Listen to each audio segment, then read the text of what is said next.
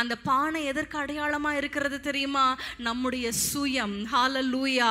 அந்த கொஞ்சம் பலத்தோடு தான் அவர் எதிர்த்து நிற்கிறேன் என்று எழும்புகிறார். அந்த ப்ராசஸ்ல ஆண்டவர் சொல்லுகிறார், இப்படியெல்லாம் செய், நீ எக்காலத்தை ஊது, துதியை ஏறெடு, உன் பானையை உடை, உன்னுடைய சுயத்தை, உன்னுடைய பெருமைகளை நீ உடைக்கும் பொழுது அந்த தீவெட்டி தெரியும் பாருங்க.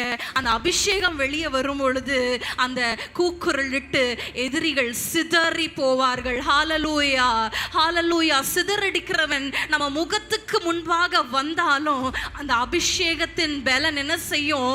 அந்த சிதறடிக்கிறவனை சிதறி போக பண்ணும். ஹalleluya.